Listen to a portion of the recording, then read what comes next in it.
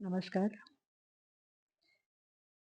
एक दिन प्रातः हम सोकर उठे, बहुत आराम से उठे, सब कुछ बहुत सुंदर है, सूरज उगा हुआ है, नई लालिमा लिए अपनी, बाहर बगीचे में फूल खिले हैं। हमने इष्ट देव की अपनी पूजा की।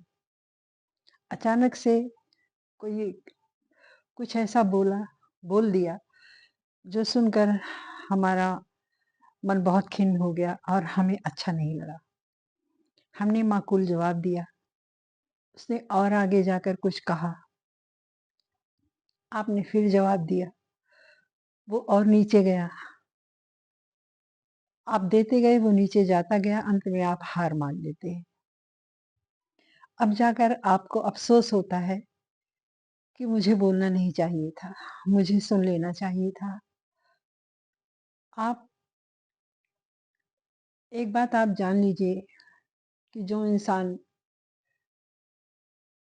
आपको नापसंद करता है, वो आपको कभी अच्छा नहीं कहेगा, हमेशा बात-बात में आपको नीचा दिखाएगा, आपसे झूठ बोलेगा, हर तरह से जीतने की कोशिश करेगा, कुछ भी करके।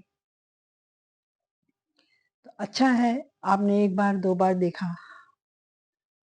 अगर आप कई-कई बार ऐसे देखते चलते हैं तो अपने आप को बेवकूफ़ ही समझना अच्छा है। या तो सुन के हट जाइए कि चलो अ, कुछ नहीं है, अनसुना करके वहाँ से हट जाइए। आप सुनकर ईश्वर को समर्पित कर दीजिए कि आप देखो मैं नहीं देख पा रहा। भरोसा उस पे करो और अपना प्रारब्ध मानकर उस उस पीड़ा को झेल जाइए कि ये मेरा प्रारब्ध था, झेलते रहिए। या तो फिर इतनी ताकत हो कि हम उसे अच्छे से जवाब दे पाएँ। ऐसे लोग हमारे आस-पास बहुत मिल जाते हैं, मिलते भी रहते हैं जीवन में, कभी इतने आसान जीवन नहीं होता। तो ऐसे लोगों को लेट गो करके आप खुद पर ध्यान दीजिए, अपनी ऊर्जा बचाइए, अपनी राह पर चलिए। जो आपने लक्ष्य बनाया है, उसके पाने की कोशिश में लग जाइए, उसको पाइए। सफलता का रहस्य भी यही है कि खुद को बेहतर बनाओ, किसी दूसरे को आप नहीं बदल सकते। किसी दूसरे को बदलने से अच्छा है आप खुद को बदलिए। सामने वाला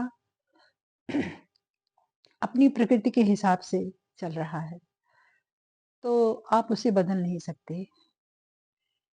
किसी की निंदा को, किसी की ईर्ष्या को आप अपने मन में मत लीजिए, चलने दीजिए उसको। आप सोचिए ही मत और आपको पीड़ा भी नहीं लेनी है। आकर्षण का नियम यही कहता है कि जो आप मन में हैं, वही वही आपके सामने आएगा। जो आपने मन में सोचा, वही आपको मिलेगा। किसी बात का दुःख है अगर आपके मन में, तो वो होता रहेगा ऐसे। आप दुःख करते रहेंगे और ये होता रहेगा। आप हटाकर उसको बगल रखकर अगर आप खुश रहते हैं, तो फिर आप धीरे-धीरे फिर आप अभ्यास में ले लेंगे इस चीज़ के कि कोई कुछ बोलता रहे। हमें खुश रहना है, हमें अपना काम देखना है। इसलिए सोच लें कि हमें क्या चाहिए। मानव जन्म हमें इन सब चीज़ों के लिए नहीं मिला है, बहुत अनमोल है। इसकी कीमत हमें करनी चाहिए। मैं कह तो रही हूँ लेकिन मैं खुद भी बहुत कठिनाई से ये सब कर पाती हूँ, लेकिन ये करना चाहिए। इसी में हम अपने लक्ष्य को पा सकते हैं, स्वस्थ भी रह सकते हैं और जीवन में खुश भी रह सकते हैं। तो ये करना चाहिए।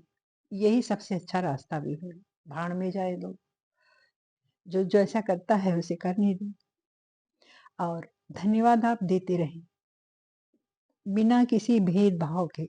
भेदभाव से मतलब यहाँ है कि जड़, चेतन और मेटल इसकी सबकी नहीं देखना है कि किसे धन्यवाद देना है और किसे नहीं देना है।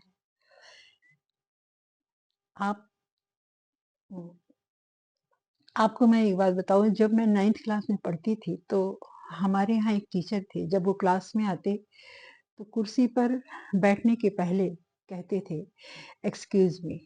कुर्सी को कहते थे एक्सक्यूज़ मी। तब हम बच्चे हँसते थे कि ये कुर्सी तो समझती नहीं है, और हमारे मास्टर जी ऐसा कहते हैं कि एक्सक्यूज़ मी।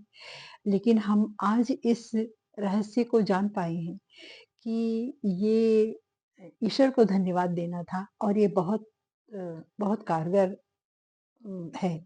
इससे इस हमारे इस धन्यवाद से ईश्वर खुश होता है।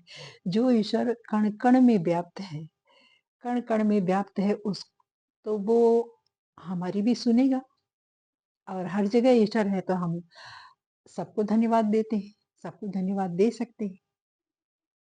और तो अपना काम कीजिए, खुश रहिए, और भगवान को धन्यवाद दीजिए। आगे कल।